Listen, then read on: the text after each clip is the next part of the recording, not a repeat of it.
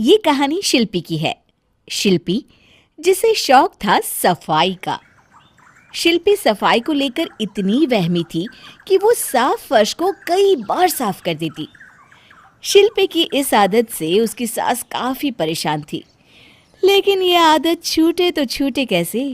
एक दिन तो हद ही हो गई। गई रे, मर गई रे, मर गई। शिल्पी भागती हुई आती है और देखती है कि उसकी सास आंगन में गिरी पड़ी है। अरे माँ जी, क्या हो गया? अब गिर कैसे गई? अरे बस बहू, ना पूछ। शिल्पी की नजर माँ के पैरों पर पड़ जाती है और वो भागकर वापस अंदर चली जाती है। अरे क्या हुआ बहू, मुझे सहारा तो दे। शिल्पी अंदर से झाड़ू पोछा लेकर आती है और गिरी हुई सास को वहीं छोड़कर गेट और दरवाजे पर लगे कीचड़ के निशान को साफ करने लगती है। ये देखकर शिल्पी की सास काफी नाराज हो जाती हैं, लेकिन कहती भी तो क्या। शिल्पी की ये आदत कम की जगह लगातार बढ़ती ही जा रही थी। शिल्पी जब सफाई करती तो घर की छोटी मोटी चीजें कहीं ऐसी जगह रख देती कि समय आने पर वो कहाँ रखी है उसे खुद भी याद नहीं रहता। एक दिन शिल्पी का पति। शिल्पी, पिछले हफ्ते मैंने एक किताब खरीदी थी। सोचा था छुट्टी वाले दिन पढ़ूंगा, लेकिन मिल ही नहीं रही है। मैंने बिल्कुल यहीं सामने ही तो रखी थी। अरे हाँ, मैंने देखी तो थी, लेकिन टेबल पर सामने रखी किताब अच्छी नहीं लग रही थी। लोग क्या कहते, इसलिए मैंने उसे अंदर रख दिया।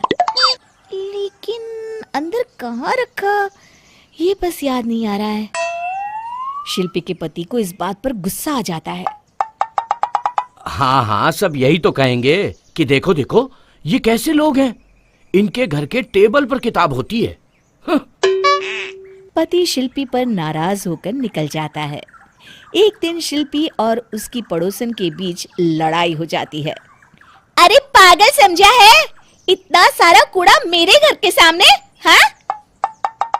अरे शिल्पी, ये कूड़ा तुम्हारे घर के सामने नहीं, देखो देखो कितना दूर है।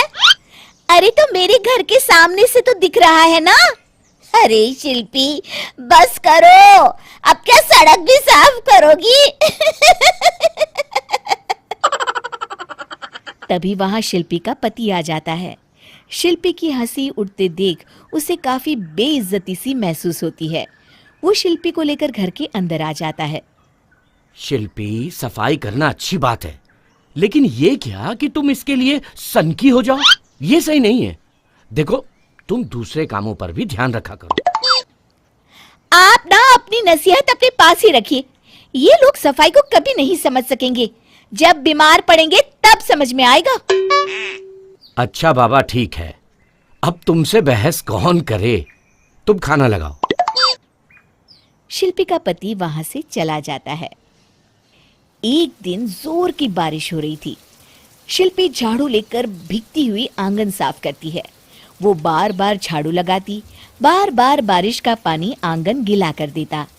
लगातार बारिश में भीगने के बाद शिल्पी को जोर का जुकाम पकड़ लेता है। छींकती हुई शिल्पी एक स्टूल पर चढ़कर पंखा साफ कर रही होती है कि उसे चक्कर आ जाता है और वो जोर से गिर पड़ती है। तभी उसकी सास वहां आ जाती हैं। वो उसे देखकर हैरान रह जाती है और उसे उठाकर बेड पर बिठा देती हैं। माँ, उस दिन आप गिरी थी तो मैं सफाई करने लगी। आज पता चल रहा है कि गिरो तो कितना दर्द होता है। हाय माँ, किसी डॉक्टर को बुला दो, मैं तो दर्द के मारे मर न जाऊं कहीं।